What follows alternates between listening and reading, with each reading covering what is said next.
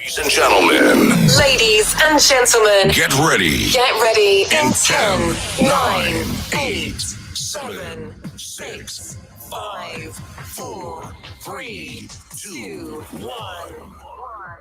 It's time for Web3 Breakfast. Streaming to over 180 countries around the world. Getting down and dirty with everything crypto.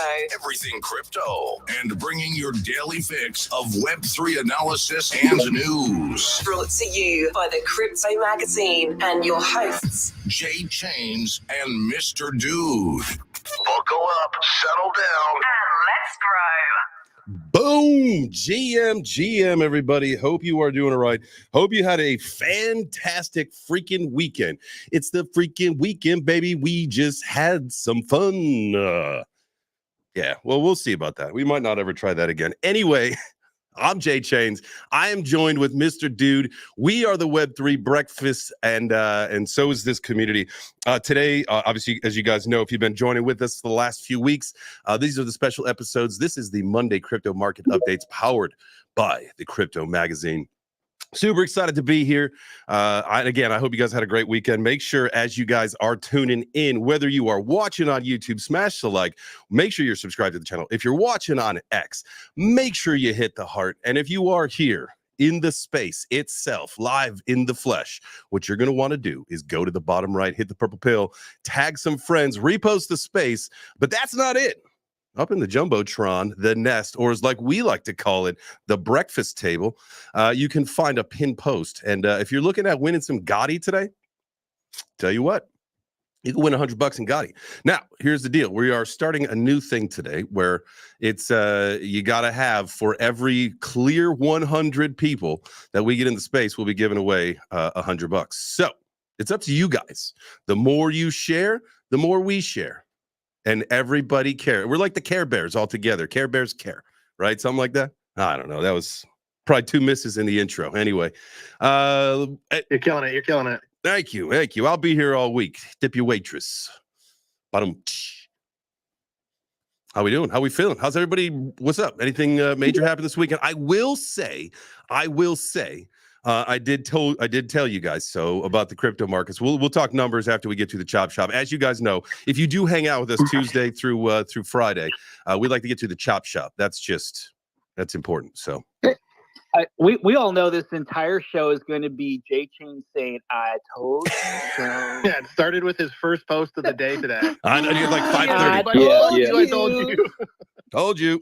The temper's going out like shit. I know it got close to 67. We didn't quite make 67, but it sure came back down, didn't it? It sure did. We tickled it. We gave it a little tickle there, and it didn't like it. Little tickle, not ready. It was like the old slap and tickle. It was like it was like the groundhog in February, a little grouchy, wanted a little bit more sleep. And so, hey, listen, here's the deal. That just means that we've got an opportunity this week. And especially for me, like this is great because today is my last day to fill the portfolio for the 5K challenge that I'm doing for, it's really just against myself, but anybody else. I know Doug said that he's doing a percentage of it as well. So anybody that wants to play along, I'm building a 5K portfolio with a little bit of extra dry powder to get through October. We're going to try to see what we can do with 5K in October. So that starts tomorrow. Technically, actually, this evening, because of UTC, crypto goes on the UTC. So we got to have everything locked in and loaded at the 4 p.m. show today. So tune into that. Hey, question about that, because you said it's 5K with some extra powder. So is it like 4,500 and you're leaving, or is it like 5K plus you got a couple extra? So 5,000 in altcoins, and then I've got $1,000 in USDT that I'm keeping on the side. I may send that to Femex to leverage trade with in the interim. I feel like that's a better use case. Like there's not going to be like a new project coming out that I'm going to want to invest in. Like I've picked the horses. I'm figuring out like which one. Like Caspa is one that I'm going to get on today. Render I'm going to get in on today. I don't know if I want to do Pith or if I should just get in on Sui, bite the bullet. Like, I know that thing ripped. I missed the opportunity. All I wanted to do was catch that thing close to $1 and it never came back. Same. It was just out of reach by the time I was just like, and it's not out of reach. Like, what's a few cents here or there, like knowing what this thing's doing. But at the same time, this could just be one of those precursors, and then it has a huge pullback, comes back to like normal, and then it goes with everything else. So it's just, right. Because do people today or tomorrow start to take profits out of that one because other things start ripping, so they throw it in there, and now you got your opportunity. Yep. What about if you miss SWE itself? What about trying to catch a meme coin on it? Not a bad thing. Like a meme coin in the SWE. So the meme coin ecosystem on SWE is like just kind of getting kicked off, isn't it? Exactly. I wonder if that's where we should launch the booby coin. Maybe. I don't know. I haven't checked it out yet. I don't even have a SWE wallet. I don't. You know what? Every chain I don't loves either. boobies. I was talking to Cassie actually on Friday, and she was telling me it's just the SWE wallet. Just get the SWE wallet. That one's it's got all the integrations. Like, I gotta say, like, I was a little with one of the other wallets, and I don't want to like trash talk any blockchains, and so I'm not going to do that. But I will say, like, one of the wallets that I was urged to get in order to facilitate some of the stuff that we talk about on the show, I was just a little like, why is there not more integrations within this wallet? Like, with like the NFTs not being available in the app, like you have to go to a web browser to see your NFTs. Like, I thought that's a little strange. Like every other app on the planet, every other wallet that integrates NFTs into your crypto, like you can see that stuff right there. I think that was a huge miss. And that's, whatever. I think they're trying to solve for that. I mean, I think that if you're talking about who I think you are talking about, I am. Then I just don't want to. I'm not here to trash talk anything. Sure I just think like that's just something that needs to be worked on. But if you said it is, no, wonderful. You're absolutely right though. It's not. I mean, it's not really like an app or a DApp. It is its own blockchain, but you do have to use your browser within your wallet to visit that blockchain in order to see your NFTs, when it would be so much easier to just have an NFT button within the wallet that you could click that would access said blockchain and show your NFTs like within your wallet. But right? To that same effect, and I think everybody probably in some way, shape, or form has used Trust Wallet. Like Trust Wallet is a major wallet, right? That does a lot of chains and everything. Like even then, their NFT integration doesn't quite work as you want it to. Like unless you're like totally updated with the latest or whatever. Like sometimes like the NFT function is not perfect either. And so, it is what it is. And I think as our ecosystem grows, we'll squash some of these bugs. And that's what, being an early adopter is all about, is that we're testing all the kinks, right? Like we're trying to figure out what works, what doesn't, how can we be more efficient? How can we maximize? And those are the ropes that we're going through. We're like, we make the joke or use the expression, like we're building the plane as we fly it. And I think that's, a really a solid kind of idea that, if you're really trying to picture it, like that makes sense. Like we're literally building this as our ecosystem is starting to expand and grow. And, hey, we'll find some things that work and don't along the way, and we'll correct. And as long as projects and blockchains have corrective action plans and try to fix some of the hurdles that are maybe cumbersome or not user friendly, hey, let's go for it. Yeah, I think part of the problem on SWE is that they aren't EVM compatible yet that I know of. And I know a lot of their gaming NFTs were started on Ethereum.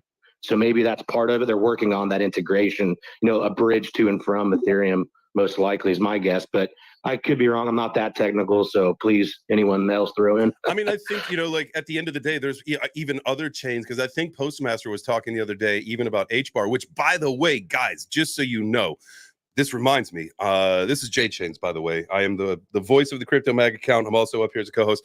But just so you guys know, I just dropped a video. You can check it out on my X account, also the YouTube channel on HBAR. It's a part 1 of 3 series. This is about HBAR, the ecosystem. Part 2, which should come out tomorrow, is about RWAs. And then part 3 is all about, if you're watching the live stream, the Karate Combat Initiative. Oh,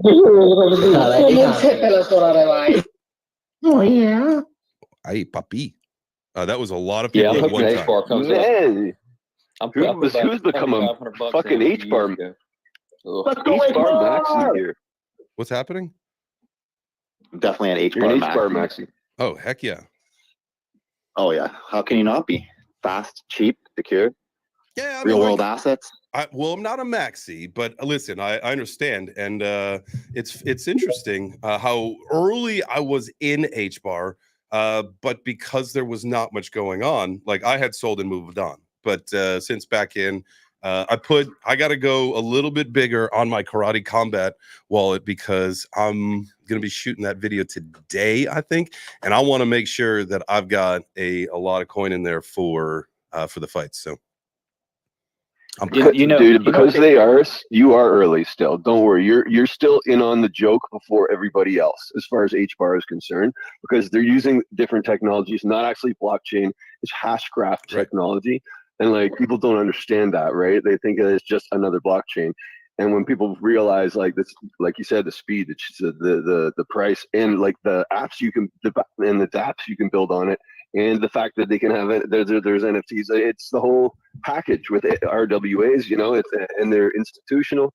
They're in with institutions and major corporations on their council. Google, IBM, it's a great project, man. I mean, you're talking Boeing. Like you were talking I've been holding my bags for.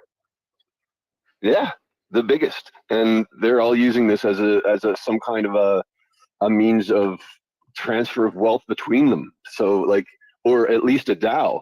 Like a voting system. So I don't know, that I have nothing but bullish on HBAR. I've held through the dips and through the highs, and I plan on just increasing my bags whenever I can, because yeah, it's a good I like to safe bet. Something to note with HBAR as well is the emission rate of the HBAR token is getting a little bit more scarce. Back in 2020, there was only 25% of the circulating supply, but now we're getting up to like 75, 80% of the circulating supply.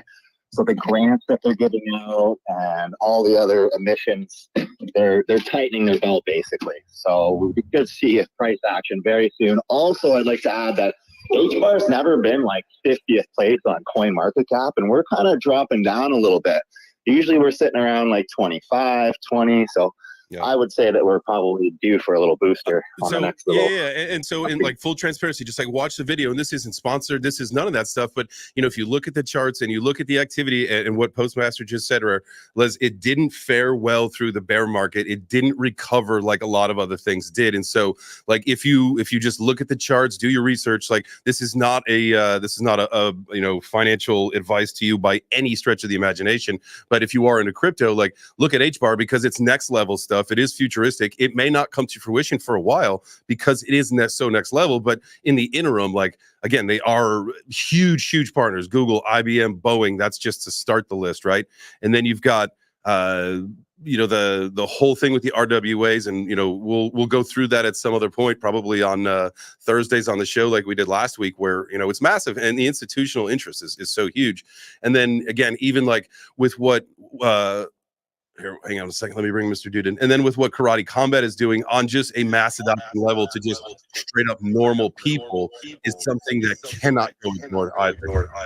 Because when you start to see some of the stats that I will put into this video, you will just understand that this thing has gone mega viral. It is going to be a household name, and it is completely run on blockchain. And so it is now incumbent on people like us to get people onto that app and start getting people into the token. And I get the tokenomics of it are a little shit, like they're going to be inflationary till 2026. That is what it is. That will get better at some point. The interest will probably, it's almost like, in my opinion, like Ondo, right? Ondo is going to have a huge unlock in January 18th. 134% of the current circulating supply is set to unlock, right? But I think the interest, the institutional interest, and then the retail interest, if we get that retail run by January, is going to be so large for it, that won't matter. It'll get gobbled up in a matter of seconds. Consider it an opportunity, not a liability. That's the strategy that I'm putting into it, right? I feel like it's my XRP. It's like I feel the same way about XRP. You know what I'm saying? Mm-hmm. It's institutional. It might not go off immediately, but that's when it goes off, it's going to go off. As long as you don't need, and I think it's all about the the financial freedom or what crypto means to you, right? Like I'm here. I'm not here. Yes, I'm here to make money and I'm here to make a lot of it, but like I'm here for a long time. Like this is what I do. This is where I live. This is my life. And so I have that long-term mentality. And so if I have to, all right, like what Kerry says, like XRP, same thing, like 5 whatever years from now, when that thing is just absolutely massive, I can wait that long.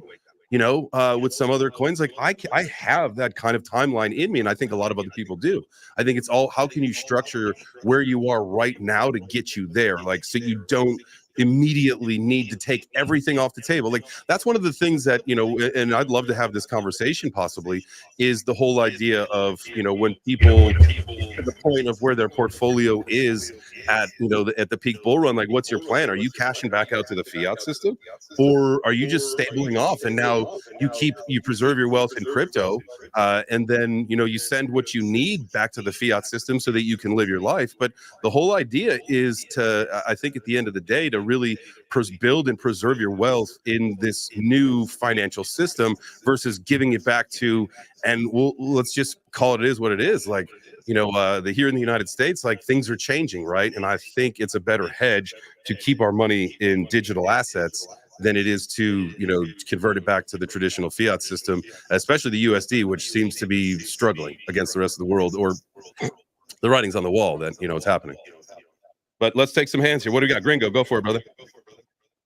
Yeah, man, I actually agree. I'm crazy. I'm a wild degen, so I keep pretty much all of my money in digital assets. I don't even jack with fiat, as little as possible.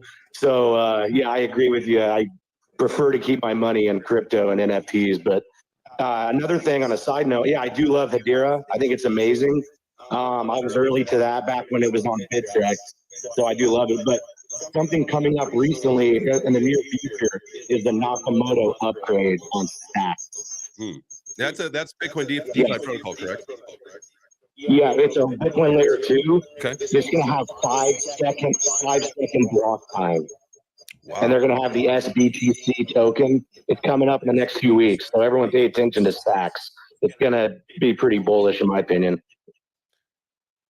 So in your opinion, because some people say that Bitcoin DeFi was, whether it was a fad, it was a failed attempt to bring more people into the ecosystem. I don't find that to be entirely true.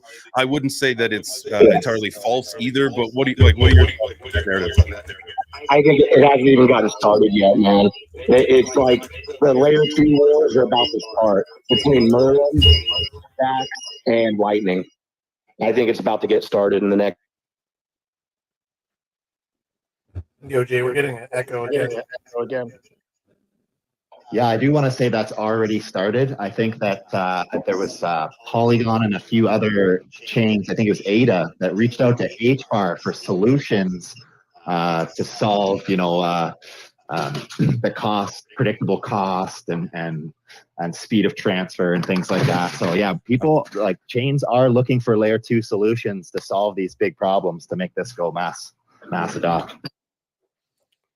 Hell yeah. Apologies if you had heard an echo for a while. I didn't realize you had came unmuted Yeah, here. sorry about that echo. We should be Sorry good now. that. I feel like we should be good now. Can you guys still hear an echo? Okay. No, it wasn't you, Gringo. It was my internet disconnected, then reconnected. So when he brought me back in, it unmuted my mic in the studio. That's what it was. Okay, cool, man. Yay. All right. So that should be cleared up now, guys. Apologies. I didn't know that was happening. But we should be good now. I got some text messages. Just to refresh What's that? During the echo, like I said, the Nakamoto upgrade on Stacks is supposed to be 5 second block times. So that would be revolutionary for Bitcoin as a layer 2. So I think it's going to heat up. Oh, so what does that do then with Lightning? Well, Lightning is a different layer 2. That was the first, I believe. Mm-hmm. And then Stacks was second. And then Merlin is the newest L2. And if you hear like BRC 420, those are NFTs, specifically gaming mostly, for Merlin L2. Well, now Stacks is going to respond. And if you look into the total value locked on both of those chains, it's just, they're monsters. You're talking billions and billions of liquidity. already flowing into those layer 2s. And Lightning, I think they have that social media app coming out, the DApp, Nostr, Nostr. I believe that's on Lightning. So I think we're going to see the Lightning, Merlin, and Stacks. The competition is going to be very bullish, in my opinion. Interesting. Nostr. Let me check this out, man. A simple protocol. Yeah, it's really interesting. Here's the deal. Like that's another question that I have. Carrie, we'll get to your hand. Just after I pose this question, and it has to do with SocialFi. Like, what do we think? Is SocialFi just like not going to actually work? Is it apparently Nostr to be a big one? I'm just learning about it, so I'm not going to act like I'm an expert, but I think it's going to be big. SocialFi. Well, I mean, okay, so Friendtech was massive, and then it failed. There was another one in between that, and then what I remember being Stars Arena, which seemed to be another one that got big, and then they had some issues. And I know they're still working, and the community, there's still community there, but it doesn't. None of them have the hype that they did. Now I know a lot of things don't because interest went way down, but the whole idea of social media and getting paid for your content, getting paid for what you create. I love that concept, but every platform has just been, it's almost like the play to earn model in gaming has, with the dinosaur tail, like it just interest weans. And then what, like, where does the money come from? Like I saw that specifically with Stars Arena too, because I participated in that heavily. Was, soon after a while, what happened was interest started to wane, and then Avalanche went up. So people just ultimately stopped tipping. Now, they had some great ideas. Shout out to Jason when they brought him as the CEO. They integrated other coins and meme coins and all sorts of things so that now if you brought your community onto there, then you could at least trade your coin. You could generate some kind of activity, right? But the whole idea... I think you're dead on. Yeah, sorry. No, you're good. Go ahead. Oh, no, I was going to say, I think you're exactly right. I think the problem is most of these launched during a bear market. So I think when the bull hits, someone's going to get it right. Just like play to earn gaming. We just need that one big game, and we need that one big SocialFi app through blockchain. I don't know who it's going to be. I think it's going to happen. Both will happen this cycle, in my opinion. But I think for us in here and the 6,000 people that are actually in crypto Twitter, it sucks for us right now because we're living through all of these little micro stages of everything, whether it's the SocialFi or the fact that you just listed 4 things on the level 2s for the Bitcoin, where it's at some point, SocialFi will be there, and Bitcoin will have its layer 2, and Ethereum will have its maybe couple layer 2s, but we're living through it, so it sucks. But if we close our eyes and fast forward 10, 15 years, there will be consolidation, right? And I think that a lot of these things will take off.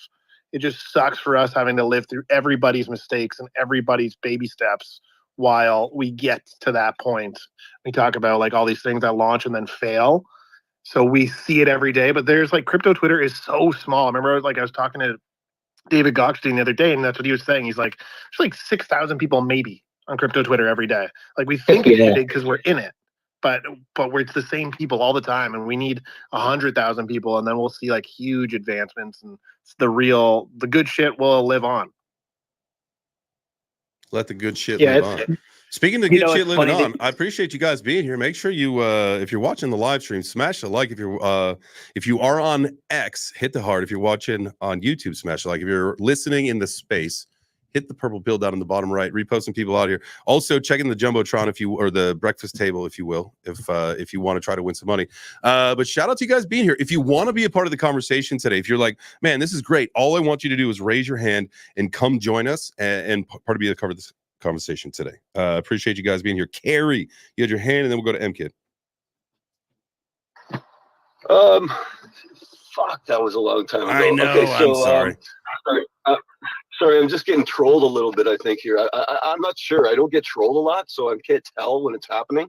I take things very literally, and sometimes I don't realize what's happening until it's too late. Anyways, where were we? Bitcoin, it was taking profits into Bitcoin or into cash. I was just having this conversation with Barry at some fucked up hour in the morning, and we were talking about. He was his angle is you've got to take profits into your native currency, cash. And I was like, yo, last time when I made money, I didn't take any cash out. I rolled it over into Bitcoin and some stables. And he's like, yes, but when you roll it over into Bitcoins and stables, then you can't buy a house with that. You can't buy a car with that. And I'm like, yeah, but dude, that was not money that I planned on using to buy a car or to buy a house or to buy anything, really. It's like I've treated like now at this point, like I've got enough of it that it's like monopoly money, and I'm like trying to like preserve it, and not like real money, but I try to, I'm playing with house money. I'm playing with house money, right? Right. And so for me, I was like, I want to stay in the market because it's about time in the market, not timing the market. And so like I rolled it over into Bitcoin, and I'm safe now, and I'm good. Like I'm glad I didn't take cash profits, because then I'd have way less fucking Bitcoin than I have right now, right? And so I don't know. That's just my personal take on that. Otherwise, like Barry and I get along very well, but his thing is like you've got to take profits into cash, and I'm like, you don't necessarily need to, and especially if you've got enough money in there that it's not like going to be a life-changing amount of wealth to take $5,000 out. But if it isn't, then take $5,000 out. If enjoy making money. If you take profits and then take. But the whole thing is you literally at this point could buy just about anything in the world with crypto. Like that's why it's unnecessary. Like you could go on. I mean, that's what RWAs are about, right? That's like there are places now where you could go online, you could buy a car, you could buy your house, you could buy all sorts of things with crypto. You could get loans out with your crypto, so then you could buy that house, so you don't have to sell your crypto. You could do all sorts of things that don't require you to sell your crypto, guys. And that's the whole point. Is like, yeah, you wanna say I'm a millionaire, but you don't have to be a millionaire in fiat dollars. You could be a millionaire in USDC, and you're just the same. It is just the same thing. It's probably better, in my opinion, because you could do more. If you've made $1 million in crypto, you know how to leverage that and to make more with it. If you just put $1 million in the bank, guess what? In a couple of years, their buying power is not going to be $1 million anymore, and it's not a smart idea, in my opinion. I know we're not supposed to say that, but I'm going to say that. I'll put money in the tip jar. Hey, and just before anybody goes out, just throw in their, Bitcoin around at places trying to buy stuff. Just make sure it's not a scam. Just make sure it's not a scam. Do your research. Come on now. Unless you're buying a Ferrari or something, because apparently Ferrari takes Bitcoin now. Which see what I'm saying? And Lamborghini too. See what I'm saying? You know what I'm saying? Sorry for the high pitch. See what I'm saying? Saying? Yeah, that was like, hey, you see what I'm saying? Come on, man. Back to what you were saying. Back with what you guys were saying earlier about the crypto space, and I think you nailed it on the head. I don't think people realize how many people have exited this space that are, of course, they're still exposed to crypto. They understand crypto. But I would say, 99% of the entire crypto space from 21 is gone. They are not on Twitter. They are not in the groups. Because I would go back and watch YouTube videos from, some influencers that were good. And you would see their views, their live stuff. They would have 2,000, 3,000, 4,000 people in a chat. Now they can't even get 5 or 6 people into this space. So I think what we are going to see happen is when this starts to pop off, because so many people are still familiar with crypto, so many people have been burned. And the second they hear that it's going off, I think we are going to see the floodgates open like we have not seen. And all these people that left are going to pop back up again. I guess the question of the matter is, we're about to hit October, and then all of a sudden we're also going to get the Chinese liquidity pumping into the market. Like, I think this is a recipe for the ultimate in October. So that's why I'm excited about putting together this portfolio. Join me at 4 p.m. This is Jay Chains. Let's go Colin, BB Hash, and then Mr. X as our next 3 hands. What's up, fam? Hey, how's it going, Jay Chains? And I'm sorry, I'm that guy. There's no good reason for anything to go up yet. I would say after November, when there's certainty, I certainly see some upside. but right now things are kind of going down. They always go up and down, right? And there's really no good reason for it to go up or down. Let me ask you a question. Yep. When does the buy the rumor? When does that start? Well, that's the thing is what is the rumor? Because there's no Trump. The rumor would be, in this case, rumor is October, right? It's like self-fulfilling prophecy. No, the October is the whole idea, because in November is Trump presidency, pro crypto, yada yada yada, right? By the rumor. So right now is the by the rumor. November could be the sell the news event, right? And then we recalibrate, and then re-celebrate in January as we go back up. That's kind of what I'm looking at. What do you guys think about that kind of? December, historically, people take money for Christmas. December exactly. does not tend to be whatever pumps in November tends to sell out in December. New Year starts in January. February seems to be a little bit more bullish. Yeah, so we may go through that kind of cycle. The only thing that I would throw out is I think that somewhere in between now and November, they're going to do something awful. Black Swan? If Kamala keeps looking, they're going to they could cut the cables, the fiber cables going across the Atlantic, blame it on Russia and call it a cyber attack. They could start World War III. Like, they're going to do something. And I just put something in quotes because the way the election's going right now, the people in power are not going to be real happy if it ends the way it looks like it's going to end right now. So I just think there's going to be some event. There's going to be some good buying event in between now and the election. Buy the rumor, sell the news. We'll see what happens there. I know that we had some more hands. That was Colin. BB Hash, what's up, fam? No mas. All right. Mr. X. All right. Oh, shit. I'm sorry. I'm like, it's not like Hash to just not take the stage when he's got his hand up, especially. That was like a crazy rug right there. That was interesting how that all happened. Watched that happen in real time, and now he's back. This is wild. Third time's the fucking charm, Chains. Let's go. Happy fucking Monday. Let's get it, baby. Come on, Uncle Elon. Come on. Get your shit together, Elon. It's been long enough. Oh, man. I was wondering about the port situation that seems to be happening. I've heard about it in a couple places. Is this possibly going to be a big issue? Like $5 billion a day to our economy kind of issue? Yeah, I think that's a big deal. Does that sound like a lot? Or to me, $5 billion a day seems like a lot. I don't know. I guess I don't know too much about the macro scale. But that just seems like it's going to add up fast because what are we going to do about it? Did you say pork? Like bacon? No, the port. Pork. No, yeah, $5 billion worth of the port. Pork, scary. Pork. No more pork rinds. Sorry, guys. I know that you like your chicharrones, but no mas, baby. No, the shipping ports. Like the shipping containers. Yeah.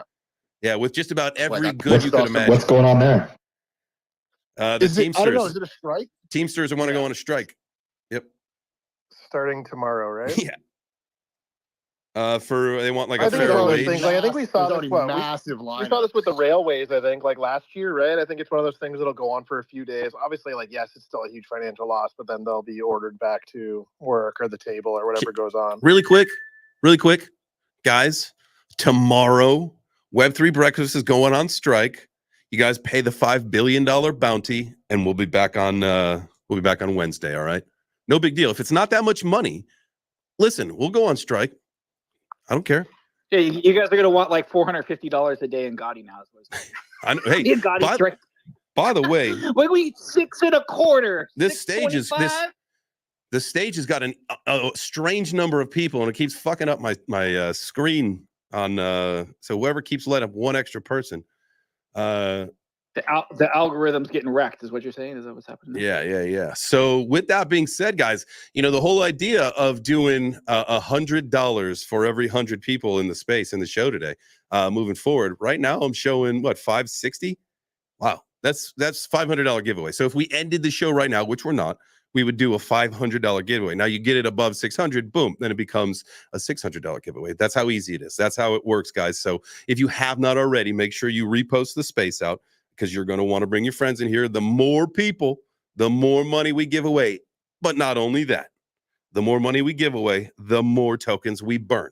And the more tokens we burn, the bigger deflationary token Gotti is, and everyone in the community wins. Yeah, we're crazy. It's a sliding scale. It's a sliding scale here on Web3 Breakfast. It is. Every day, Yeah, more people. I mean, the more giveaway. Oh shit, let's all talk together. For any of our new listeners who might be here, Chains, can you tell them about how this giveaway works, maybe? Yeah, absolutely. I'm seeing a lot of new faces. Absolutely. So first off, GM to everybody that is here, guys. My name is Jay Chains, and we run the Web3 Breakfast, and we do it on our channel Tuesday through Friday. Here on Mondays, we are powered by the Crypto Mag. So I am Jay Chains, joined by my host, Mr. Dude. We, again, are the Web3 Breakfast, and we've got one of the coolest, most amazing communities in the world, and every day we give away some Gotti. We got M-Kid, the founder of Gotti, in the chat, in the community with us, and what we do is they are a token on Solana. They are one of the most rare you could imagine, especially on Solana. They started with 50,000, whittled down to, we are in the 38s, I believe, if I'm not mistaken, on the way to being 600 times more rare than Bitcoin as far as rarity goes, right? And so the whole idea is we give away tokens to our community for participating, for being here, and then in turn, again, we reward the community because Gotti token burns the equal amount, double in a burn. Yeah. So we give away $500 today. We're burning $1,000 worth of tokens. We just hit 549.9 something percent times more rare than Bitcoin. We gave $80,000 away to our community this weekend for our Steak and Lobster event for our long-term holders that held for 5 months. And we're on our way to becoming 600 times more rare than Bitcoin. That's it, man. We're just yeah. And there's 311 tokens available for the world to buy. That's it. So we're also, yeah, thank you. So I've been holding, guys. I'm a holder, for everybody who knows that. I got 5 free full Gotti tokens over the weekend that I woke up to. Came with a free boner.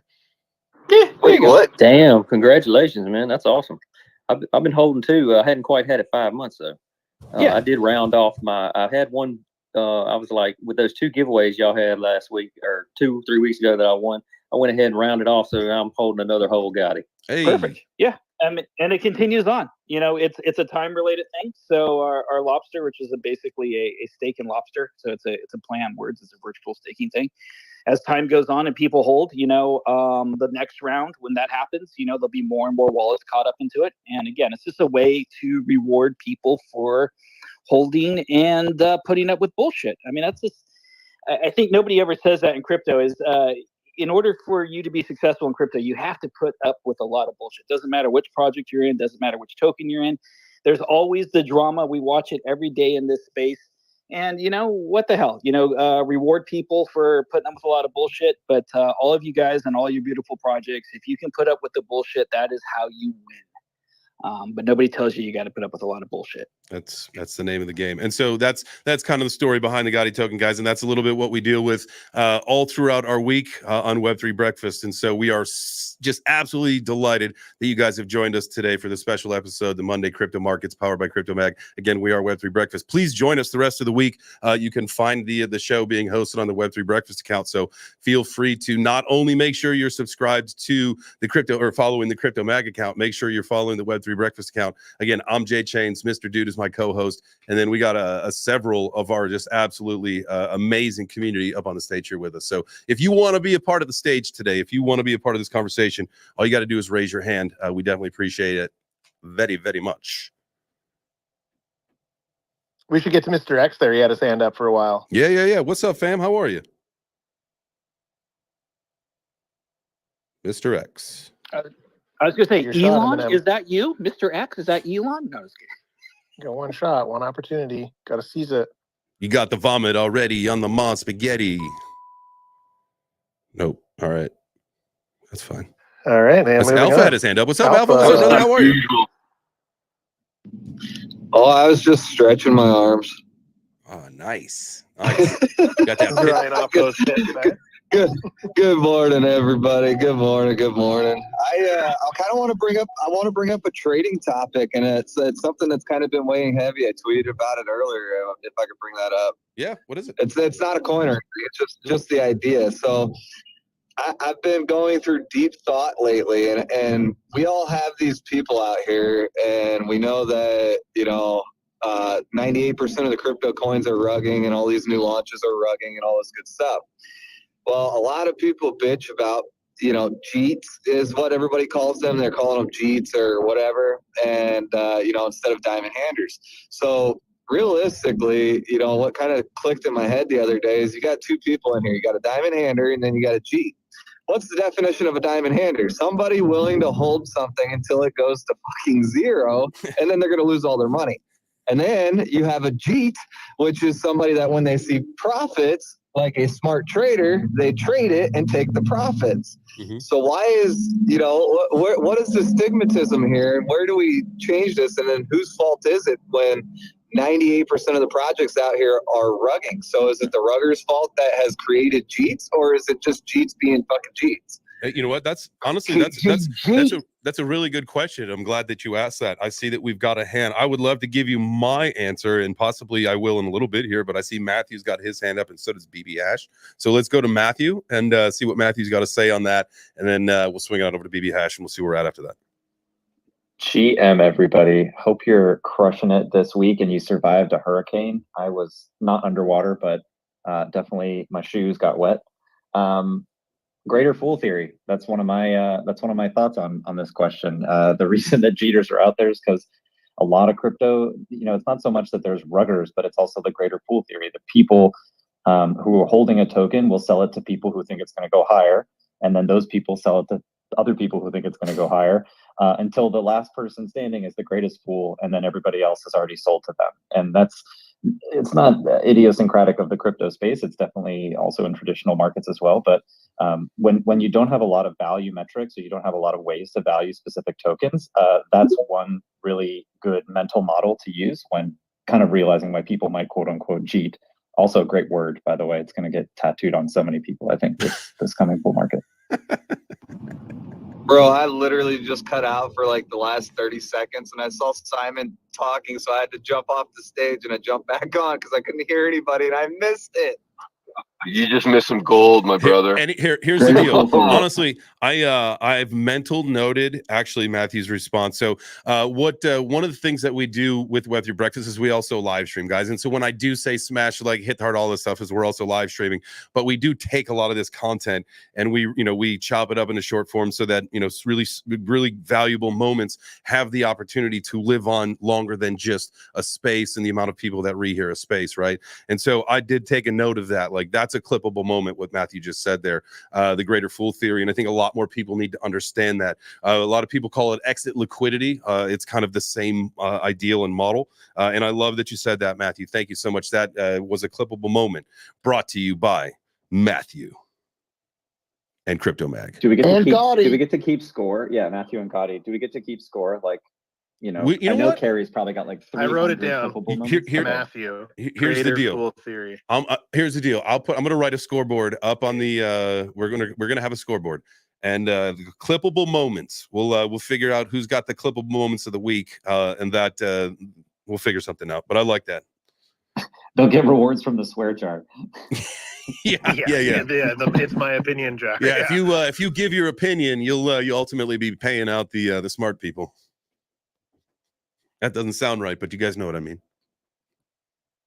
Well, I know I'm old, but I thought Jeter was a baseball player. No, that'd be Damn, terrible. you old. You better get your facts checked, man, or you might not.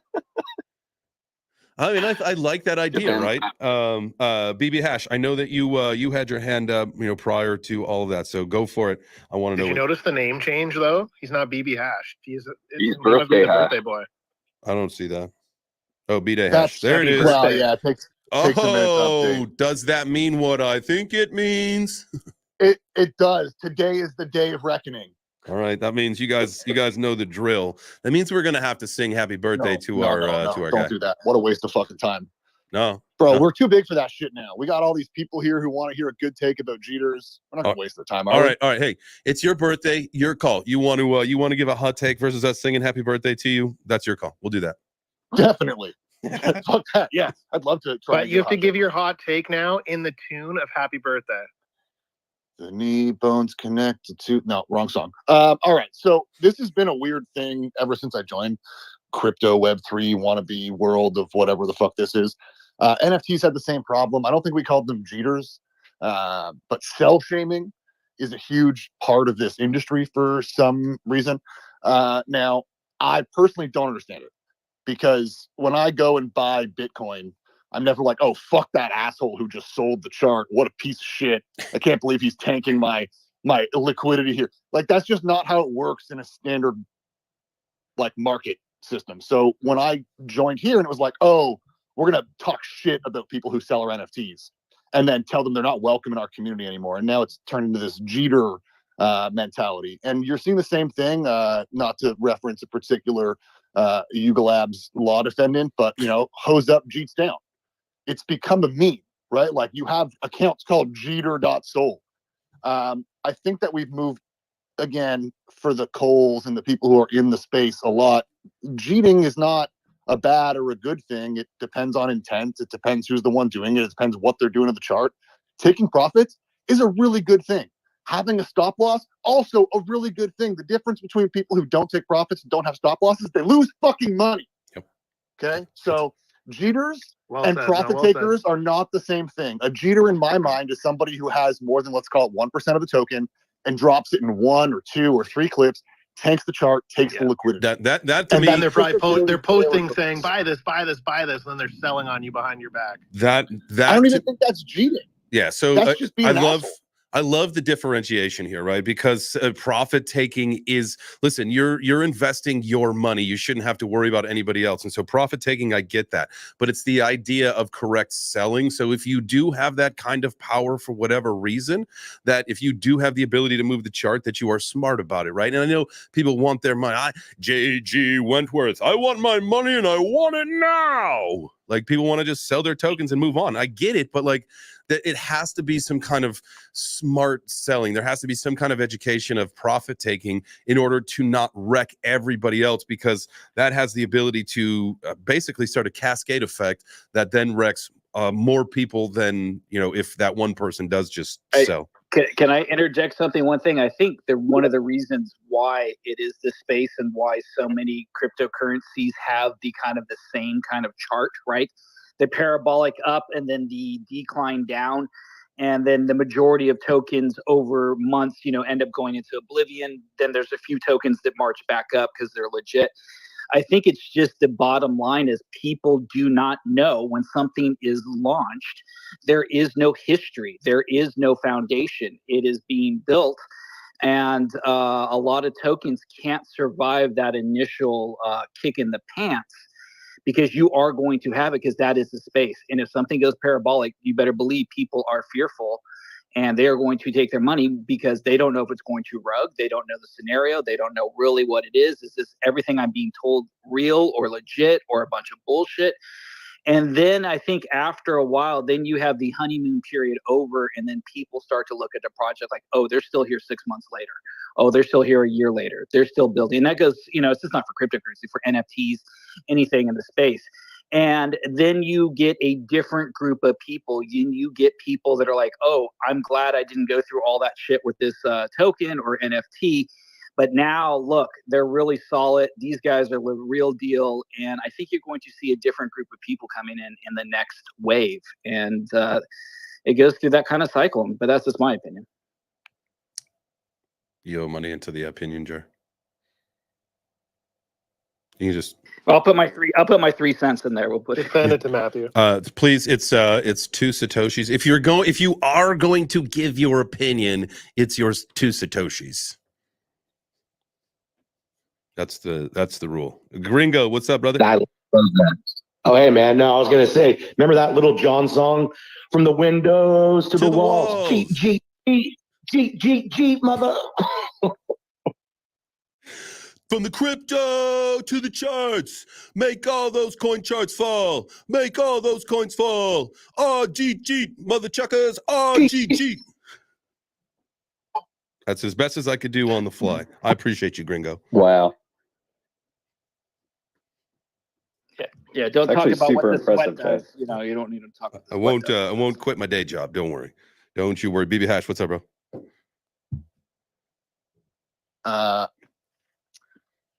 It's chicken. It's a game of chicken. Also, is something that I've realized about cheating, because we don't know what's going to happen with a token or a chart or a team or allocations or things like that.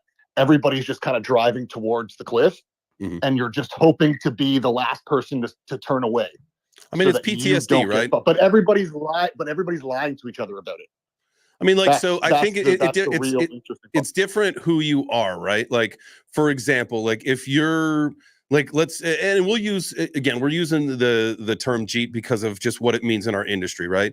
But so like, say that you sell the $100 giveaway because you need the money, you know, I get it. Like, that's different, right? Say that you got early in on a project or you were gifted tokens and you sell like 100% of them and that moves the market. Like, you know, like, so we all know that through other projects that we've talked about on Web3 Breakfast or other ones that everybody's been a part of, that there's an exposure rate, right? That's part of the marketing aspect of crypto, is that a lot of projects will ultimately gift tokens to people in order to talk about the project, to create the excitement, to generate the buzz, to create more of the market, right? Like, that's just how it works. And if you guys understand meme coins, like that's, you know, that's generally how it all works. And so the exposure rate is one of the most important things that a project needs to understand what they have, because that ultimately is what's either going to win the day for them or bite them in the ass if that's their exposure rate. And I think there's probably a lot of other people that do get this, right? Like, not just the project founders, but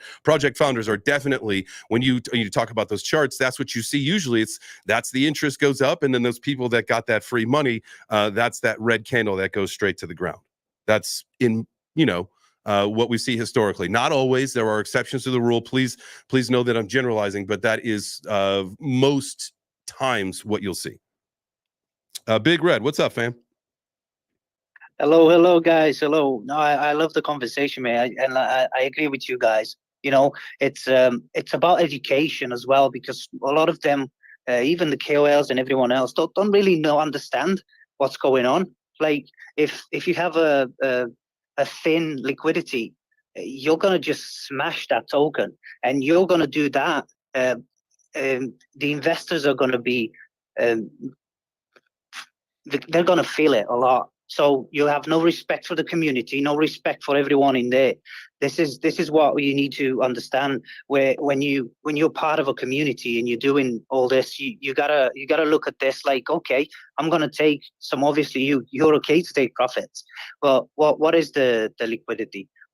How much can I drop into it? Obviously, if you have a lot of liquidity, it's fine. It's fine to drop big numbers. But if the liquidity is thin, don't smash the token, because people are building in the background a lot, and it will feel it. It will feel it. It's very, very bad. Well, I mean, and that's, you know, there's a couple ways around that for the KOLs, right? Like, they could always opt to get paid in like a stable coin, and that could be the deal that they set up. It's like, listen, like, I don't want to sell, like, listen, I'm in this to make money, and so I don't want to sell your coin to wreck your chart. So, like, you know, pay in stable coins. So, like, I know a lot of KOLs that get paid in that, right?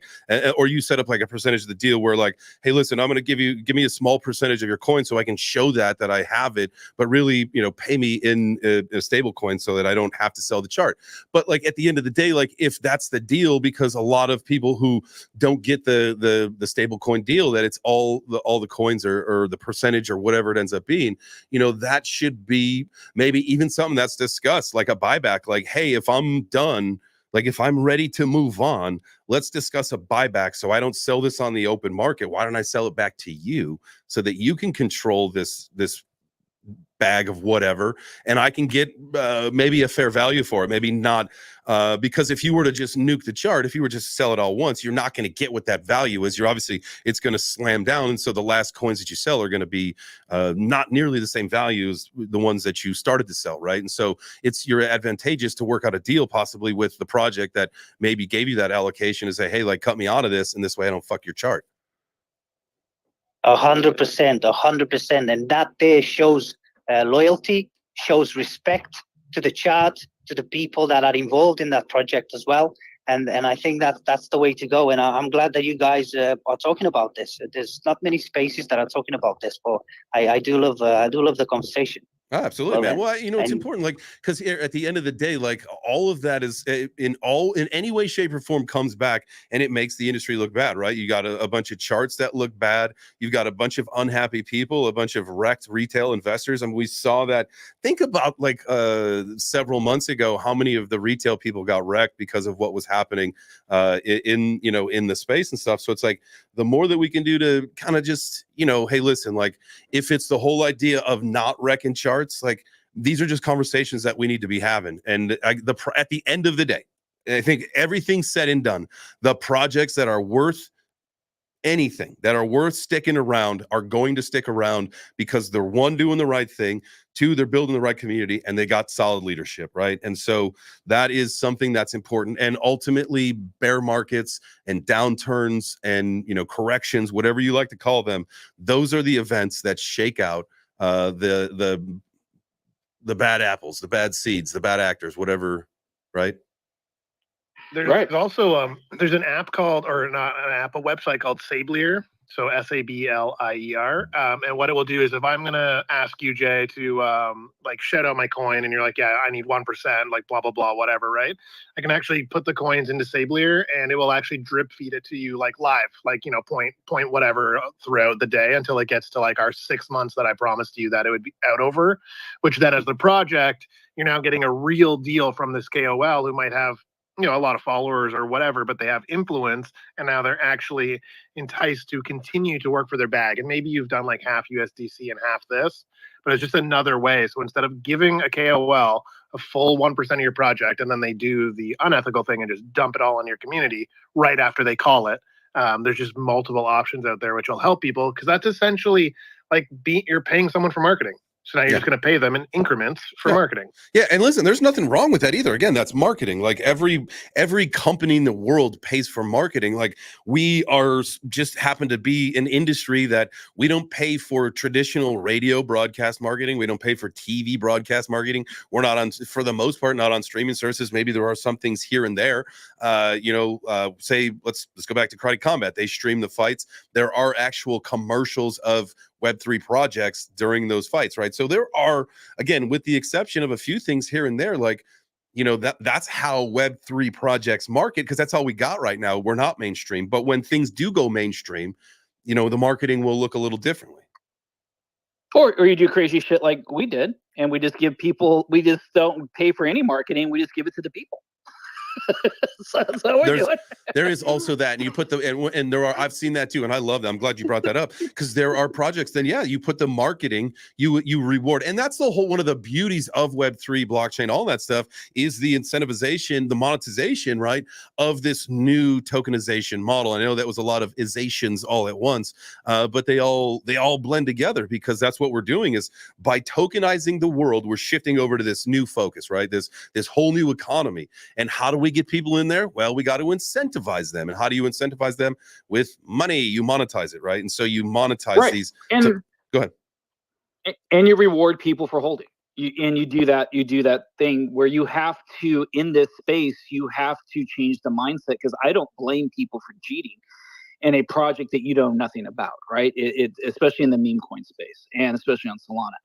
So in the meantime, how do you keep a base? Because you have to keep a base, or your token's going to go to zero, right? Again, the incentivization to people of rewarding, hey, thank you for being here. Thank you for showing up. Thank you for holding your tokens. Thank you for sharing. Marketing in this crypto space, what are you going to do? Pay for an ad, pay for a shill group, a whale group, right? I think the best marketing is directly into the people's hands. And that's why we're giving Gotti away. We're putting Gotti into people's hands. There's no strings attached. The only string attached is they have to follow, the Web3, they have to follow Gotti. And then they have that determination whether they want to sell that, or like, oh, I got this, maybe I should hang on to it. I think that is the best form of marketing, is directly to the people, skip the middleman, give it right to the people, let the people determine. because every single crypto project, if you think about it, you're going to have to spend thousands or tens of thousands or hundreds of thousands of dollars to get yourself out there. Why not just get it directly to the people and let them make the determination? And if you got something that's good, you don't have to fear it, right? Because if you're, that's delicious, you know, or man, this tastes like a shit burger, you know, you'll get rid of it. But if it's something is good and you have a good product, you are not afraid to give samples. And you know, that's what it is. Yep. You just know what you know, how many samples you're preparing, so you know again what that exposure rate is. You know how much of that, you know, when you do your as a former chef, like I know exactly what the restaurant was stocked at all times because I was also in charge of the food order, right? And so you knew how to plan so that you could get yourself to the next order, and if you had to start preparing more or preparing less, like you make your adjustments. And so that's about knowing your exposure rate. What do you have?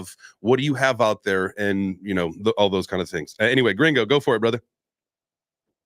Yeah, I love everything you guys are saying. I just look at NFT communities, the ones that actually are still building and doing well. Community is everything, because you get crazy holders like myself who I'm not paid anything for anything I talk about on here. I just am part of these communities, and therefore it's in my best interest and the best interest of my community to market and to network, so we all win. And also, that is how I think you win with community, is build real friendships and actually help out people.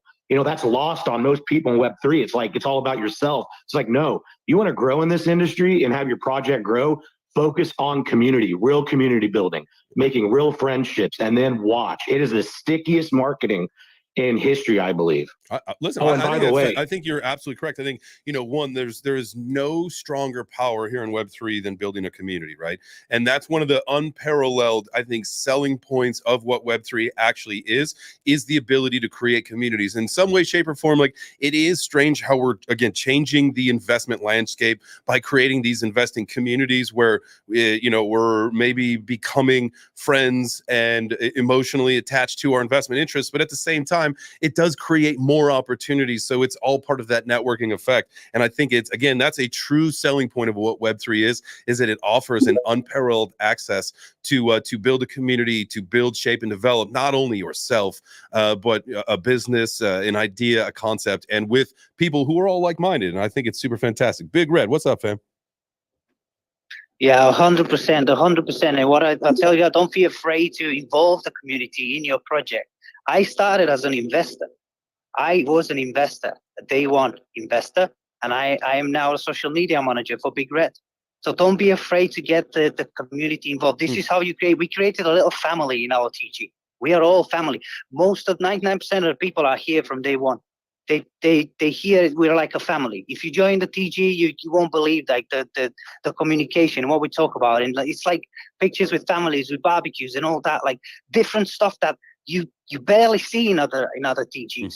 Yep. We built this lovely friendship, family type community. It was, I love that, man. It was I think definitely founded in the NFT community, right? Was just this whole concept of building the communities, and then it shifted its way over to the meme coin culture, and now there's obviously a big blend, right, of both cultures into one, where projects will have both.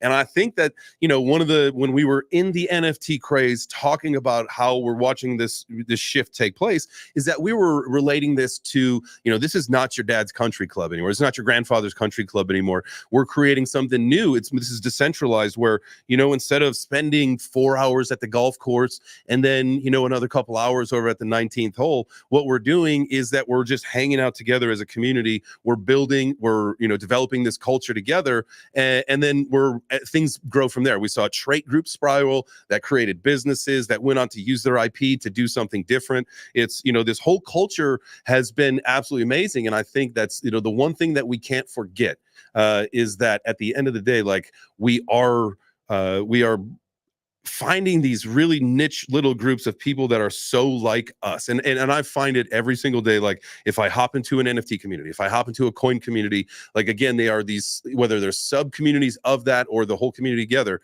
depending on the interest of this particular project, is that you are just able to find people who are in here for the same reasons or potentially has the same interest as you, and you can make absolute lifelong friends. And what Big Red said is getting your community involved is that you are starting now to create maybe a new life for yourself. That's how it worked for me. That's how it worked for a lot of people, where all of a sudden, as part of a community member, I was submitting community submissions for memes, and then they turned into videos, and then I was hosting a YouTube channel, and now I'm hosting my own YouTube channel, and I'm creating content every day. Like, that's how your life will morph. And so when you hear someone like Big Red say, just get involved as a community member, just get involved as a community member. Start doing whatever your strengths are. There's literally openings and positions, and you get in where you fit in Web3. And so if there's any advice at the end of the day that you take away from this show, and we got a little bit longer to go, is just get in where you fit in and just get involved. Because Web3, if you love it here, man, this is the spot for you. Go for it. Yeah, there's something for everybody in Web3. You can find where you fit in, and it's so early. You have that opportunity to really make a difference in your community and grow and get your own brand out there. This is the attention economy we live in now. So it's very important. And can I interrupt one thing here? Please. It's the only investment in history where you have a direct impact on your investment. You can go into stocks. Okay, you're going to go buy an iPhone 16. You're not going to have a direct impact on your investment. You know, you stream Netflix. You're not going to have an impact on your investment. You go out in crypto, you retweet, you share, you get some people in, you have a direct impact on your investment. Is the only investment on the face of the earth, the crypto space, including NFTs, right? You go out, you share, you tell everybody about this thing. It has a positive impact on your bottom line. Mm-hmm. It's the amount of work you put in. You can see that you can work and then see the reward. Work, see the reward. Don't work, no reward type of thing. And it's pretty cool. And it's the same thing. Human nature is you want to feel a part of something, right? It's like teams. You know, think about all the sports teams. You go to a sporting event, you're sitting there with 40,000 strangers, but you all have the same freaking jersey on. You're all part of the team, and you all feel together. And it's the same thing with crypto. And it's a beautiful, beautiful process when it works out properly. When it's not, it's like a British soccer match, man. There'll be rioting and there will be injury. Oh, that's too funny. But it's a great space, man, and that's what makes it fun. And every day is so unique, and every day is a new adventure, and it's fun. You never wake up the same day. It is never the same day. Tomorrow will be completely different. We start October. You know, September's today, end of it. We don't know what November's going to hold. We don't know what December's going to hold. January. It's a fun thing. But we do know if you step back from this, there's only one direction this entire space is headed, and that's fucking up. So enjoy the ride, guys. Man, I love that. That doesn't get you excited for the future of crypto and where things are headed. I don't know what will. And I know that you're like, dude, things are down today. Just opened up CoinMarketCap. Yeah, the market's down 2%. Bitcoin's down 3%, down to 63.7. Hopefully it gets to 58. That's all I can say. These are opportunities. Like, this might be your absolute last opportunity to, to keep the preservation of September being a down month alive, which doesn't look like, that's going to happen this year. I think we were close to 10% as of the weekend. So probably, I would say we're probably about 7 or 8% finishing September at this moment. If it were to end right now, we'll see what happens the rest of the day with Bitcoin. But the whole idea of having an Uptober, that is the writing's on the wall, right? And I know some people are saying, like, hey, there's no catalyst that's going to get things moving. Sometimes that's the catalyst that you need, is that we're just going off of what always seems to happen. And that was one of the things. I will gloat for a second. We were talking on Friday, and people were like, buy it now, just buy it. And I said, nah, dude, come on, let's look at this. Let's just be pragmatic here. One, we're going into a weekend. I've been in crypto long enough. I've been in crypto for several years, which means many, many weekends. I know what happens.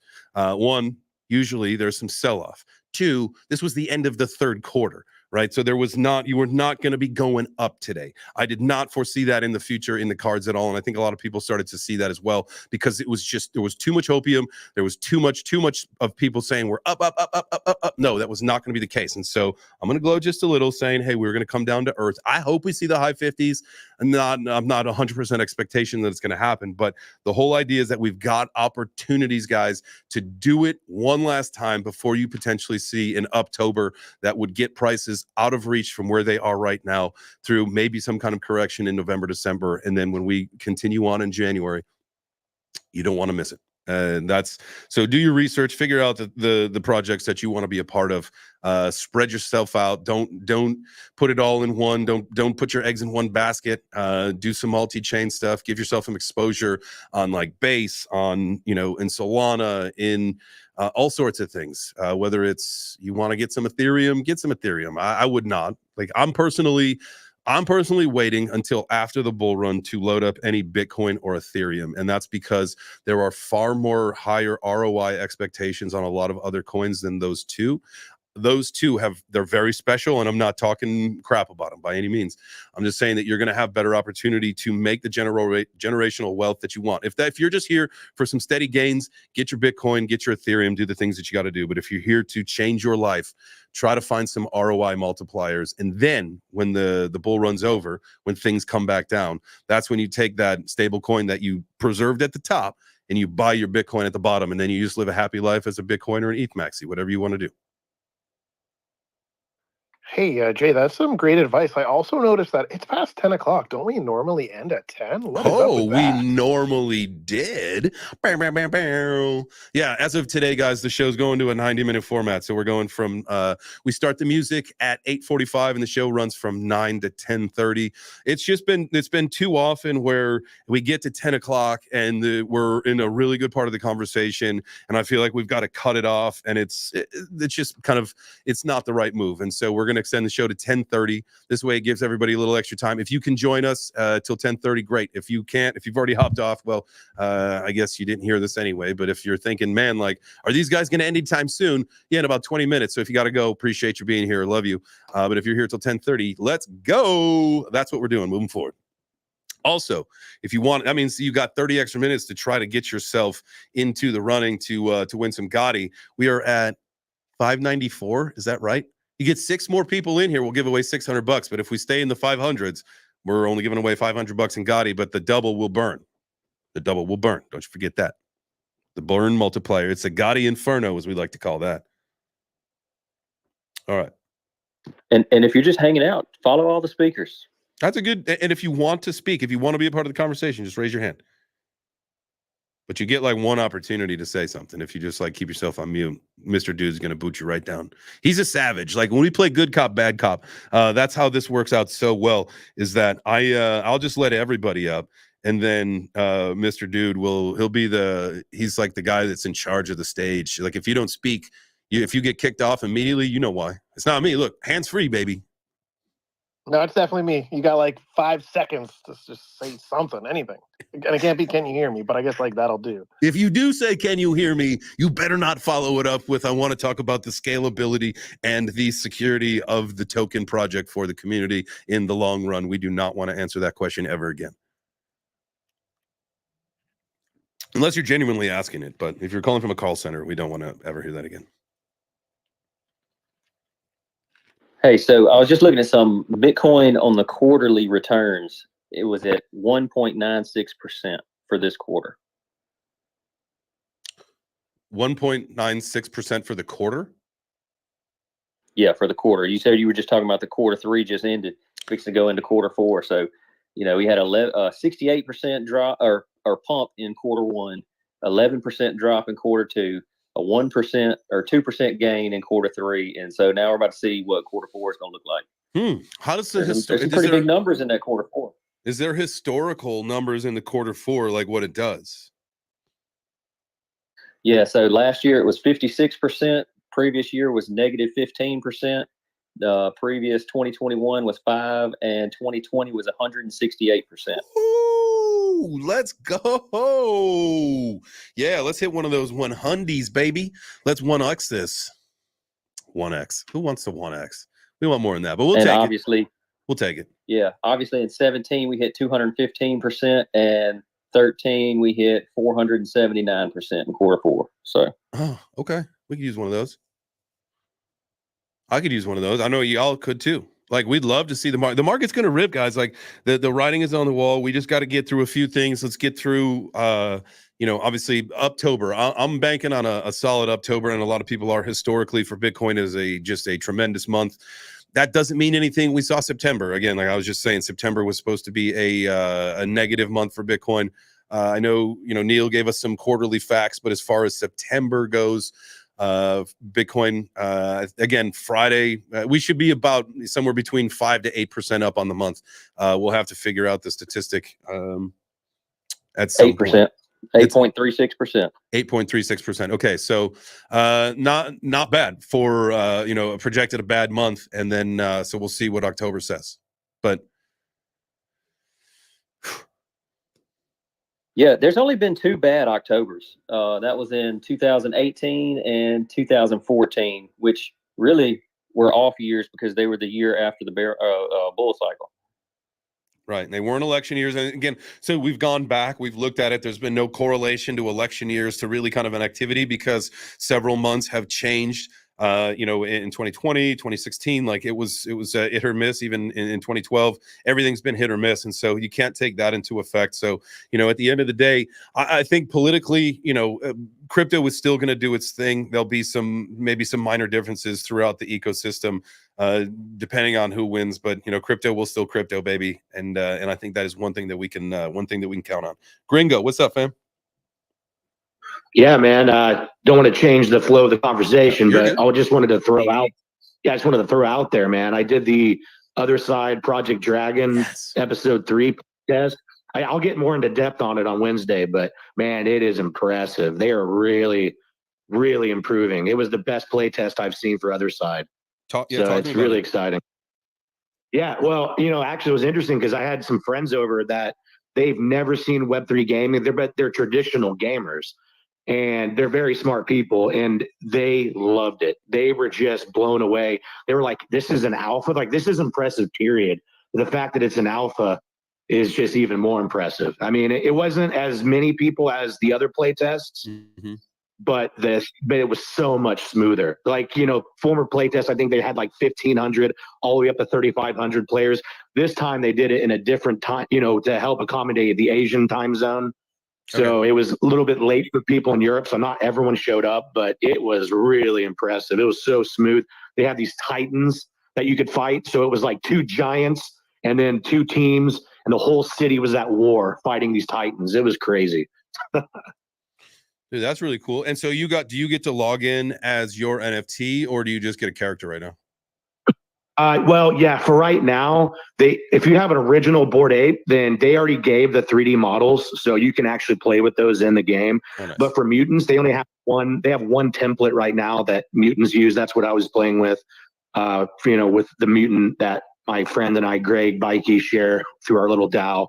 But anyway, that being said, 10KTF, those are, if anyone's interested in actually play testing Other Side and they don't want to drop at least $5,000 on an ape, 10KTF is the alpha. You can get grailed. I think the floor is still like $150. If you get one of those 10KTF grailed, not the Gucci grailed, there are 2 different collections. The grailed, you can find it on Magic Eden. Those are $150, and you can actually play test in the Other Side and all of them moving forward. So that's exciting. Heck yeah. Dude, that's awesome. It's good to hear some things are moving forward in the Yuga ecosystem. I know, a lot of people got disappointed with whether, the main focus got put into gaming and, the Bored Ape and the Mutant Ape, the NFT ecosystem kind of got forgotten about, or, there really was a different in direction, a lot of leadership change, yada, yada, yada, all that stuff. And so it's good to see some things in a positive direction. I am a firm believer like you that as we shift into the later part of the bull run, I believe that we will see a lot of people start to take profits and then move things back to maybe some traditional NFTs that they wanted to get in the last run that maybe were out of reach, or maybe they sold out of necessity in the bear market and now they can get back in with some profits. And so we will start to see those premier collections like the penguins, the apes, the mutants, Kid Called Beast, all those things, Kid Called Beast, all those projects will really start to see a resurgence because one, they've been doing things in the background, and two, there were a lot of people, there was a lot of interest in that before liquidity got real tight. Well, and speaking of penguins, real quick, I'm not actually a holder, but they have an actual physical arcade game now for Pudgy Penguins. So that's something really cool that's happening if you want to watch them. I just love the competition between penguins and apes. I think that competition's bullish, and I think both are going to dominate. But like you said, it's maybe time will be later on for people to get back in these collections because it was brutal. I mean, let's face it, the bear was just awful, but they're still building. And one thing to tie back to what we talked about earlier, the marketing, the grassroots movement of Bored Apes and Yuga Labs. I mean, they dominate. They most active community, or one of them, along the lines of like Pudgy. And actually, congrats to you guys here at Web3 Breakfast Club. I mean, the way you guys are handling grassroots marketing and growth, it's just very impressive. So I think anyone that's taking the true community approach is just going to keep winning. I'm with you. I think the community is again, we talked about that a second ago. The biggest selling factor. We got the ability to create and to build together. And it's funny. I used the Pudgy Penguin example. I was bringing some stuff to my house, to the studio, and it was for my mom. I forget what for, maybe my birthday, maybe Christmas. Sorry, Mom. But I had this Pudgy Penguin doll. Oh yeah, those are awesome, man. So I'll have to put him on probably put him over on the shelf, maybe next to the pizza sign. He's cool, man. He's got sunglasses and a purple hoodie. He holds up a sign. So Whitney's gonna make a maybe a Web3 breakfast sign for him to hold up, and he'll just be there hanging out with the Web3 breakfast crew. I love that. Awesome. Yeah. All right. Well, guys, just so you know, a couple things. Let's do a little house cleaning. We got to clean the floor. We got some crumbs around the breakfast table from the waffles and the rest of the spillage of the cereal. Guys, make sure you if you are watching the YouTube, you go ahead and smash like. We got almost 300 people watching the YouTube. Maybe at some point we'll have a competition between the live stream people and the Twitter Space people to see who does more. We got almost 300 people watching the live stream. We got almost 600 people in the space. So very interesting. Almost a half ski match. I like that. So, guys, if you are watching, because there are a number of you guys watching on YouTube, go ahead and smash the like. But we got a huge amount of people watching on X. So go ahead. And it's probably, if you're watching on your phone, the easiest. Just turn your phone. It'll do boop, boop, boop, boop, and then you just hit the heart, and then you just go right back to it, and you can watch in full screen, and it's good to go. So appreciate you guys doing that. If you are in the space, look at this. Now it says $5.99. Guys, we are dangerously close to making that, instead of a $500 giveaway, a $600 giveaway. And so all you got to do is repost the space. Oh, it just dropped to $570. So you guys, too many people dropped off. You're going to want to repost the space out, get that above 600, and then we'll give away another $100 in Gotti today at the end of the show. So hey, don't knock it. It just saved me $100. I know. Like, you're lucky. Hey, you snooze, you lose, baby. It's saving me money. I can appreciate the crowd, man. What a great group of people. I love that. So go up to the nest. We call it the breakfast table at Web3 Breakfast, the Jumbotron, and you will see all the way to the right. You've got Monday Market Update on Web3 Breakfast, powered by Crypto Mags. That's the post. You could also go to the pin post on the Web3 Breakfast profile. That's the one that'll, if you want to qualify to win, follow what they got on that. And there you go. You got just a few minutes. You are on borrowed time, my fellow procrastinators.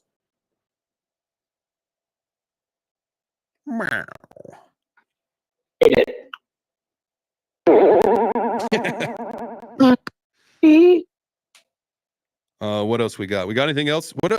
We were talking about something well before that, and I know that I had to do the house cleaning just because we had to make sure that we got the people the right information to make sure that they want to try to win some money or whatever. What else we got? Anything else?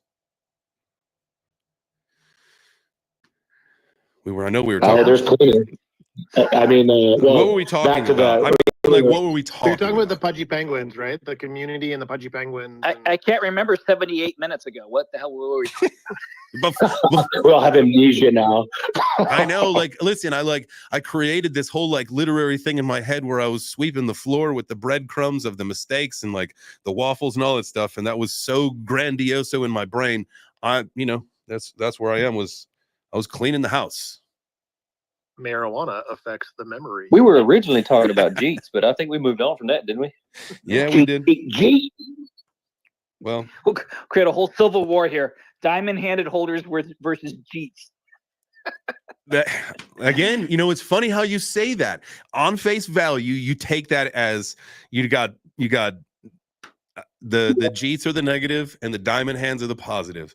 And I think what we discussed and what we discovered today, if this was maybe we could talk about a final thought of that kind of notion and that concept, because at the end of the day, profit taking should not be discouraged, right? Profit shaming is one of the biggest curses I think our industry has.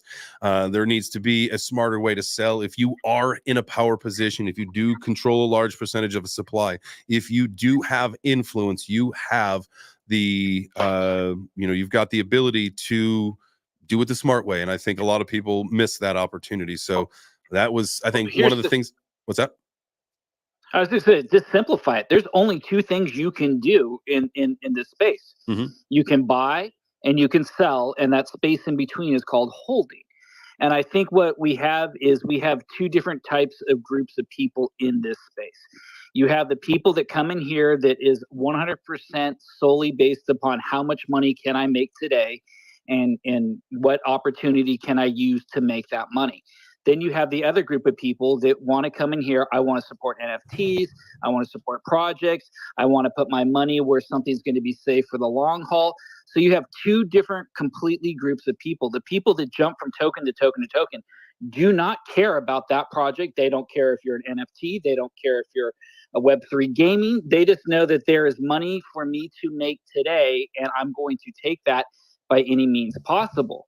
So you have two different groups of people, not to throw judgment on one versus the other. But I think we have, I think this Web3 is a lot more people that are here to hear about projects, to hear about Web3, NFTs, whatever the case may be. It isn't for just, okay, I can make $18 on this token today. Let me go with this one. I can make $26 on this NFT. It's a different kind of group of people, but we have two distinct groups in the crypto space, and you fall into one of them. You're either A or B. That's a good point. And I think, but the end of the day, like your journey in the matter, your journey in this whole crypto thing is your individual journey, and nobody should influence you one way or the other. What most people should do, right? And at the end of the day, it's your money, your choice, your investment. Nathan, my guy, how are you, brother? Hello. How's everyone doing? You all good? Good, man. Good. Wonderful Monday. Fantastic. Great chat, by the way. There's literally just so much that's been covered. And as it was being covered, I'm thinking, should I jump in there? And I'm like, that's moved on now. But that's good. It is good. On that note, what M-Kid was saying, I think also everyone's got to understand and remember why they first invested in something. And that is a huge thing as well, because of course, you talk about Jeets and you talk about diamond hands. And I think it was someone else earlier on that made a very valid point and said, look, you can diamond hand and you diamond hand all the way to the bottom. But that's generally if you're in a DGM project. When you're looking at a project, you've also got to understand if you're going to diamond hand, why? If that's because you think, well, this is actually going to take, I'm in a few projects and I've got one particular, I put 40, 50,000 in, but I knew when I put that in, this was a very complicated process. It's going to take 2-3 years to actually get this whole kind of concept out there. So I don't care what happens in the meantime. Let the Jeets be Jeets. Let them take their profits. That's why they come into that investment. Sorry, someone was just calling me. I hope I haven't been kicked off. But yeah, that's why they came into it. They came into it to take their profit. I didn't. If anything, I might compound on the way down, knowing that I'm in this for the long run. So there's kind of nothing wrong with diamond handing, as long as you're diamond handing for the right reasons and the right projects. I mean, that's just my that's my philosophy. But you don't. I don't think you ever want to set it and forget it, right? Like you should be paying attention. And like, let's not. And you know, I don't want to talk trash on any specific chains or anything like that, because that's not the point of this. But the idea is, if say you're heavily invested in a specific crypto and it's struggling, and the attention is way down, and the price is way down, and it doesn't look like there's a recovery. You as the investor, you should make it a point to decide, at some point, okay, what is my strategy here? Like, should I get out, keep the money aside, don't allocate it to something else, see what happens, or get out and move on, or you wait through and say, listen, like we're gonna CTO this thing, or we're gonna step up the marketing, we're gonna do what we need to bring this thing back, we're gonna let it run down. I think who was it that said that? Was that Frank at D-Gods, when he said let it go, I don't care, we're gonna figure out exactly what we've got, who we've got, and then we'll build from there. I think that was ballsy. I think that is a key thing you said there, Jay, was though, like, he's the founder, so like part of your decision has to be based off of what information you're getting from the project, right? Are they just starting to disappear, or are they communicating with you where you can make, I guess, they're like an educated decision every time? Right. So at the end, I think. Sorry, I think a lot of this also comes down to kind of due diligence and having an element of common sense and logic around you. I mean, the majority of these degen projects, they're run by people that really do not understand business. And if you're investing in a guy that's at the top and they don't know how to solve their problem, then you are probably better off jumping out at the point that realization hits and says, actually, do these devs actually know what they're doing? Have they got the capability to actually market this, take this to the next level? I think a lot of that comes down to that kind of due diligence side of things. It's knowing. It's not just investing in a project name. Too many people just invest in a name, in baby, come rocket, in Uranus, in Dodge. It's you kind of look at that and you go, well, all right, okay, it's a cool name. It might be meme worthy, but if the guys at the top are two 70-year-old spotty McDonald's workers, then maybe this probably isn't the best thing to investing in Diamond Hand. do you know what I mean? I'm with you. I think that there is, there's marketing, there's degen plays, there's all that stuff. There's smart investors, there's long-term investors. And I think, that's one of the beauties, we talked about a little bit ago. We're going to pick our winners in just a second here. But we talked one of the beauties of what Web3 is and what it offers, and, how you can get involved and how you can do these things. And, the whole point is like, all right, what kind of person are you? Are you a serious person? Are you a memester? Are you kind of in between? Like, that's the cool thing, is that Web3 has a project that is tailored to you. Like I remember in the NFT days, there was an NFT project that I was involved in that was a lot of guys in suits. They did a lot of business stuff, right? There is a place for that. There's a lot of degens in one project that are up late night trading shit coins, all that. There is a place for that. There's anything in between, right? Web3 offers you exactly who you are. There is someone just like you. There's actually a group of people just like you in an entire project doing the same kind of thing that you love to do at some point in your life. And so that's one of the beauties of Web3, man. I think we are all in for a wild ride. If you don't feel the electric energy, I know, again, today's down, but I think today is an opportunity. It might be one of your last opportunities in a long time. So that being said, let's give some people some money. You guys into that? No? Hell yeah. Oh, you better light up the emojis, guys, if you want us to give away money, because here's the thing. As far as X is concerned, 585. So I'm only picking 5 winners, but 586. See how fast that happens? If you said, oh my God, let me just get one out. Let me just get a tweet out. There you go. We're still at 586. So we're only going to pick 5 winners. We're going to do this right now. Share this tab instead. Let me just give it one more look just in case. I'll back out just in case it wants to give me different information, guys. I don't want to skimp anybody. 586. M-Kid, we're going with 5. Let's go. Awesome. And can I say congratulations to the future winners, and congratulations to everybody in this space, man, that showed up. I mean, this is pretty impressive to get almost 600 people on a Monday on a day in crypto that's kind of right? Man, well, this is beautiful. People want to know. So people want to know if they can, you know what, it's a down day. Why not win $100? And so with that being said, let's get our winners going. And the winners of today are no tabula. I get it. Yes. Yes. Love the tabula. All right. Our winners for today are Lucky Charm X1, Tyler Carter 20, Binary X Dragon, Gringo, my guy. Gringo. Yes, finally. I've been waiting. Woo! Yes. Let's go.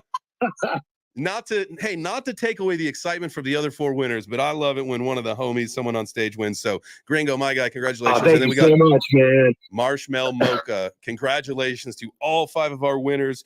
Hey, best of luck to everybody tomorrow. It's the same deal, right? Depending on how many people we get in the space, depending on how much activity we can generate, we can give away more money, and we can also burn. So we're going to give away 500, burn 1,000. My gosh. And tomorrow is October 1st, guys. A brand new month. We're starting, man. It's gonna be fun, man. I think this is gonna be one fucking exciting month. I cannot agree more. I appreciate you guys being here. One thing we like to preach on our show, Web3 Breakfast, at the end of it is about being better, 1% better. And you're going to start seeing a lot more of that, right? That's kind of one of the initiatives of the giveaway is, you know, for every 100 people, we're going to give away $100, right? To one person. That's 1%. 1%, right? There's a lot of things that we're going to be doing with that. So the more that you can do to make yourself better every single day, the better off you will be as a person, as a husband, father, wife, mother, daughter, child, whatever you are in life, right? It's just about consistency. Show up, do the things you got to do to make yourself better. Yeah, we're going to have our days where we might take a step or 2 or 3 or 4, maybe even more back. It's okay. It's just about getting up, get back on the horse and start riding, right? Just be consistent, show up and do your things. I appreciate everybody being here. I will be back at 4 p.m. Eastern for the J Chains Crypto Show. We are going to wrap up the rest of the 5K portfolio. So go ahead, not only give Crypto Mag a follow, give Web3 Breakfast a follow, give Liquid NFTs a follow, give my guy M Kid, Mr. Dude, I don't even see you in the space anymore. I don't even see you in the space. Oh, my computer was lagging, so I dropped. My computer was lagging. I dropped it a minute follow. You know, come back tomorrow at the end of the story. Instead, at the end of the day, just follow everybody that'll be on the stage today, tomorrow, moving forward. We've got some amazing people in our community. If you feel like, you know what, this conversation is amazing, I want to be a part of it, I would love to do that. All you got to do is join the space, raise your hand. And if you just enjoy watching the show, whether it's on YouTube or X, thank you so much. Smash the like, hit the heart, do the things you got to do. We will be back on the Web3 Breakfast tomorrow on that account at 9 a.m. Eastern, a little bit earlier for Web3 Breakfast Radio if you guys care to join that. But I think that's it. Anybody got any words before we head out? All right. Well, just thank you so much, guys. It's been a pleasure being here. I think it's my first time being here, but I loved it. I love the conversation. And yeah, I love the vibes. Absolutely, so bro. Keep doing what you're doing. I'm gonna hit you up. I met you actually in London during the boxing match. It wasn't me, but no, I'm sorry. Karate Combat. I got it mixed up. I think you were at a Karate Combat fight that I was at. I think it was Naeem. Yeah, our CEO. I think so. Yeah, it was in Karate Combat. Yeah. Yep. All right. It's been a minute. Yeah, I'm gonna hit you up in the DM. It's good to chat with you. But I'll be back at 4 p.m. guys. Have a wonderful rest of your day. Remember, make yourself great, be great, but also touch some grass. Love you.